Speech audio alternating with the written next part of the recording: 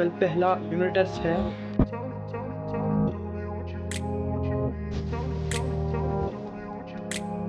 Paper के time पे बिल्कुल पढ़ने का मन नहीं करता।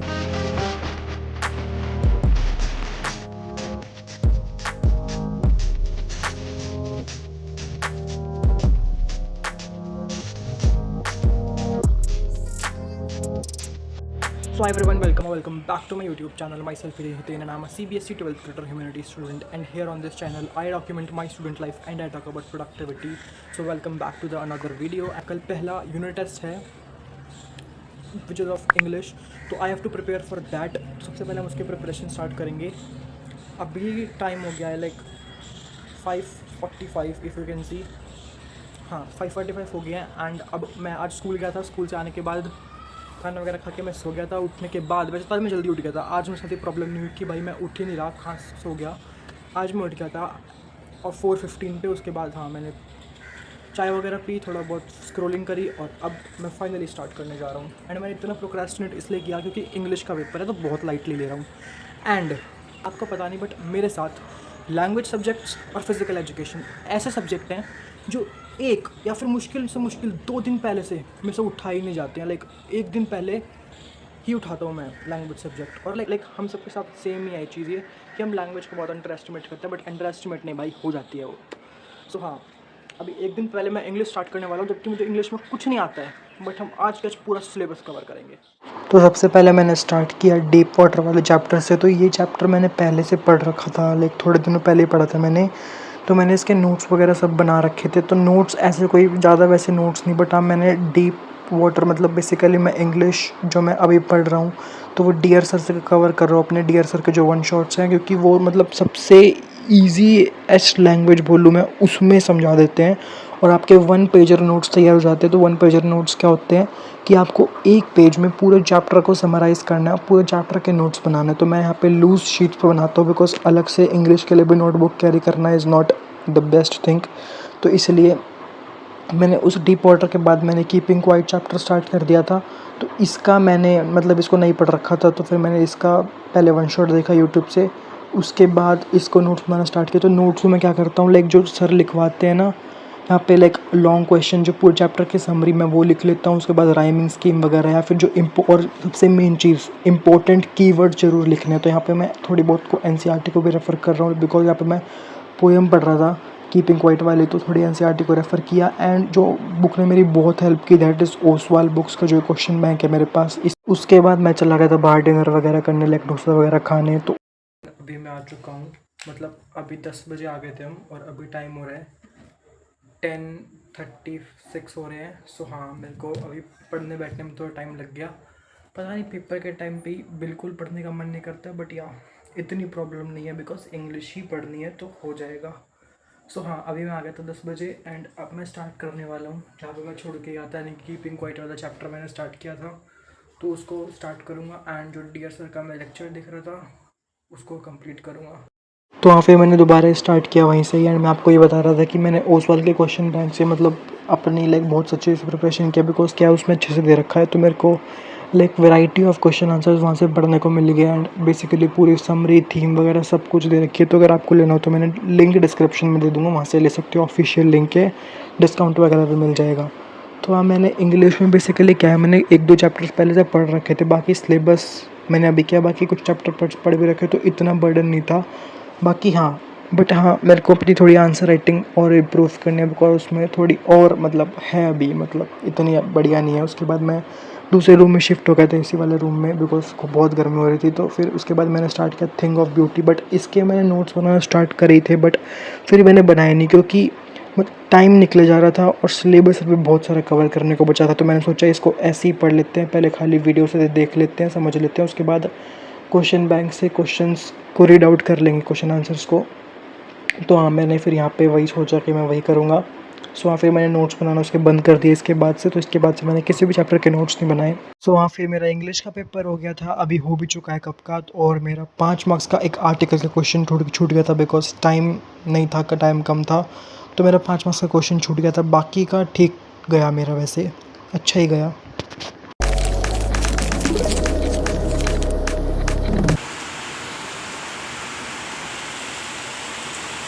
तो ये वो वाला दिन था जब मेरा इंग्लिश और इको के एग्ज़ाम के बीच में एक गैप था, बट स्कूल जाना था, बट अनफॉर्चुनेटली मैं स्कूल नहीं जा पाया। लाइक देख सकते हो मेरी हालत, मेरे को आधे रास्ते से वापस आना पड़ा बिकॉज बहुत तेज़ बारिश हो चुकी थी, सड़कों पे पानी भर चुका था और जाने की बिल्कुल जगह नहीं थी। मैं छतरी लेके गया था बट फिर भी गीला होके आया हूँ। सो हाँ, फिर आने के बाद मैंने थोड़ी देर बाद स्टार्ट कर दिया था पढ़ना, बिकॉज चलो एक बेनिफिट मिल गया कि ज़्यादा टाइम मिल जाएगा इको के पढ़ने के लिए, बिकॉज स्कूल जाने के बाद इतना टाइम नहीं मिलता है। सो हाँ, यहाँ पे मैंने इको का पढ़ना स्टार्ट किया। तो यहाँ पे मैंने किया इकोनॉमिक रिफॉर्म्स वाला चैप्टर। अगर लास्ट वीडियो देखी तो पता होगा मैंने चैप्टर स्टार्ट किया था बट उसके नोट्स नहीं बनाए थे, तो मैंने नोट्स बनाना स्टार्ट किया, जो कि मेरी सबसे बड़ी बेवकूफ़ी थी क्योंकि इस नोट्स को बनाने में लाइक मेरे को पूरा दिन लग गया। ऑलमोस्ट 7-8 बज गए थे शाम के, मतलब रात के, जिसकी वजह से भाई मैं इसी चैप्टर पर अटका, ना मैंने मैक्रो जल्दी से मतलब कर पाया, ना आईडी के पहले के चैप्टर्स कर पाया। इंस्टेड ऑफ कि मेरे को क्या करना चाहिए था कि मेरे को इसको ऐसे ही बुक से रिवाइज करना चाहिए था और नोट्स एग्ज़ाम के बाद बनाने चाहिए थे, एंड बाकी मैक्रो जल्दी से करने चाहिए थे और इसके आईडी के बाकी के चैप्टर्स रिवाइज करने चाहिए थे। तो हाँ, अब सबक मिल चुका है नंबरों से भी और वैसे भी, बिकॉज इकोनॉमिक्स में अच्छे नंबर नहीं आए मेरे। और हाँ, एक रीज़न ये भी है कि मेरा आता हुआ 7 नंबर का इको में छूट गया था।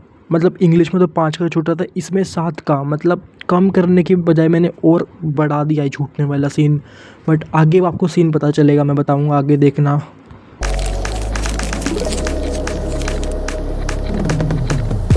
तो बेसिकली अभी की अपडेट टू, तो आज है 24 जुलाई और आज था मेरा इकोनॉमिक्स का पेपर, और जो कि मतलब ठीक गया, बट मतलब ठीक क्या छूट गया बेसिकली मेरा मेरा 7 मार्क्स का तो ऑलमोस्ट छूट गया, क्योंकि मतलब 40 मार्क्स का पेपर होता है, 50 मिनट मिलते हैं, और वो भी मुझे नहीं लगता भाई मुश्किल से मिलते होंगे 50 मिनट भी। तो हाँ, मेरा छूट गया पेपर, आता हुआ छूट गया। तो मतलब भाई बहुत बेकार लगता है जब आता हुआ पेपर छूट जाता है। तो एक तो 4 मार्क्स की केस स्टडी छुट्टी थी और एक एक नंबर के 2 क्वेश्चन छूटे थे, और एक क्वेश्चन था 1 नंबर का जिसमें कुछ फुल फॉर्म लिखनी थी, मेरे को याद नहीं है क्या थी वो, तो वो नहीं आता था, तो वो नहीं हुआ मेरा। तो ये 7 मार्क्स का बेसिकली छूट गया मेरा आता हुआ, अदरवाइज ठीक था। तो हाँ, मतलब, और मेरा इससे पहले इंग्लिश का पेपर था, वो उसमें मेरा 5 मार्क्स का छूटा, मतलब मेरे 2 पेपर हुए, दोनों में मेरे छूटे जा रहे हैं। बट अब लेट्स मूव ऑन, अब आगे बढ़ते हैं। और अब है बेसिकली मेरा परसों 26 को मेरा पॉलिटिकल साइंस का पेपर, जिसमें पूरी कोशिश तो यही रहेगी कि भाई छूटे ना कम से कम, मतलब करके तो मैं पूरा आ जाऊं। अब उसके लिए मेरे को अपनी राइटिंग स्पीड और बढ़ानी पड़ेगी। वैसे तो मैंने अपना लाइक जल्दी लिखा था मैंने, बट फिर भी छूट गया, बट अब और लाइक ज्यादा राइटिंग स्पीड अपनी बढ़ानी पड़ेगी। सो हाँ, पॉलिटिकल साइंस में तो मैं भाई छोड़ के तो बिल्कुल नहीं आऊंगा, इतना तो पक्का है। अभी की अपडेट है कि अभी टाइम हो गया है 7:35 हो गया है, एंड अब मैं पढ़ने बैठ रहा हूँ। हाँ, तो फिर मैं पढ़ने बैठ गया था बेसिकली। स्कूल से आके मैंने लाइक जैसा दिखाया आपको, मैं 7:30 पौने 8 तक पढ़ने बैठ गया था अपना। बेसिकली सबसे पहले मैंने स्टार्ट किया यहाँ पे चैप्टर नंबर 1 से, क्योंकि हाँ, चैप्टर नंबर 1 से स्टार्ट किया, चैलेंजेस ऑफ नेशन बिल्डिंग वाला। सो सबसे पहले मैंने अपनी एनसीईआरटी निकाल ली, और लाइक मैंने उससे चैट जीपीटी से थोड़े बहुत वो निकाल लिए थे कि इंपॉर्टेंट क्वेश्चन क्या क्या है, कि मैं इंपॉर्टेंट को पढ़ के जा सकूँ। एंड सो हेलो एवरीवन, अभी इट्स द नेक्स्ट डे, और अभी टाइम हो गया है 7:46 हो गया है, एंड आज मैं स्कूल गया था। स्कूल से आने के बाद मैं खाना वगैरह खा के सो गया था, और अभी थोड़ी देर पहले उठा था मैं, 1-1.5 घंटे पहले। तो अभी स्टार्ट करता है। कल मैंने सिर्फ एक चैप्टर मुश्किल से किया था, और मेरे को लेफ्ट ओवर 5 चैप्टर्स कंप्लीट करना है, बिकॉज कल मेरा पॉलिटिकल साइंस का एग्जाम है। भाई पता नहीं कैसे होंगे, but I have to complete it. So हाँ, जल्दी से स्टार्ट करते हैं, बाकी चैप्टर्स कंप्लीट करते हैं। सो मैं पीछे की साइड से स्टार्ट कर रहा था, यानी कि मेरे 1 to 6 चैप्टर तक आ रहे हैं ऑफ इंडियन पॉलिटी वाली बुक का। तो मैंने 6 chapter crisis of democratic order, जो कि मैंने हाल फिलहाल में अभी सब पढ़ रखा है, जो कि मेरे को सबसे अच्छे से चैप्टर आता है ये अभी तक का पॉलिटिकल साइंस में।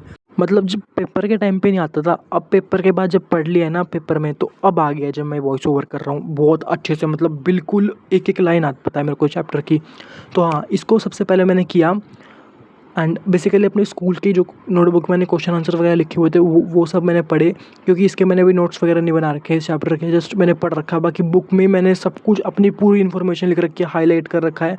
तो लाइक नोट्स तो मेरी पूरी बुक में भी बने हुए हैं। जब मैं इसको लाइक पढ़ रहा था तो मैंने पूरा हाईलाइट वगैरह कर रखा है, तो मेरे को उसको ज़्यादा एफर्ट्स मारने की ज़रूरत नहीं पड़ी, क्योंकि मैंने वो अपने हाईलाइटेड पॉइंट्स और बुक वाले जो साइड में लिखे हुए छोटे छोटे से नोट्स, उन्हीं को ही बेसिकली बहुत अच्छे से पढ़ लिया था।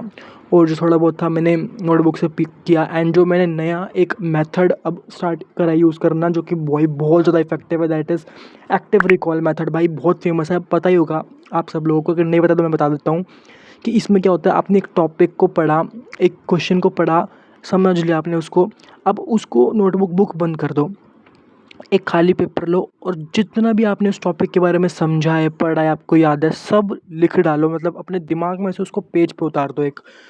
ये बहुत बढ़िया चीज़ है, क्योंकि भाई एग्ज़ाम में भी आप क्या करते हो, एग्ज़ाम में भी आप यही करते हो, जो आप जितना याद करके समझ के गए हो सारा आपको एग्ज़ाम पेपर पे वो लिखना होता है आंसर शीट पे।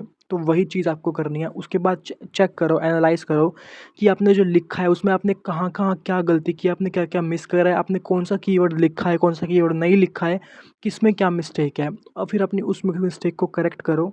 ये मेरे को बेस्ट मेथड लगा। और अगर कुछ हिस्ट्री, पॉलिटिकल साइंस जैसे थ्योरी सब्जेक्ट्स याद नहीं होते हैं, तो हर टॉपिक का, हर क्वेश्चन का कीवर्ड बना लो। लाइक हमेशा इन दोनों सब्जेक्ट्स में पॉइंटर्स में लिखना होता है, तो हर पॉइंटर का एक एक कीवर्ड बना लो, जिससे आप उस पूरे पैराग्राफ को याद रख सको। उसके बाद काफ़ी मुश्किल से मैंने अपना सारा कंप्लीट कर दिया। ये वाली क्लिप मैंने इसलिए डाली बिकॉज सुबह के टाइम, मतलब स्कूल जाने से पहले सुबह सुबह जब मैं रेडी हो रहा था स्कूल के लिए, मैंने लिटरली वॉशरूम में बैठ के क्विज सॉल्व करी है। मतलब देख रहे हो लेवल, एनीवेज मजाक कर रहा हूँ। तो हाँ, ये देख सकते हो मेरे, वैसे तो मैंने 12 के 12 क्वेश्चन सही थे, पता नहीं पर 2 मार्क्स से कम कैसे हैं।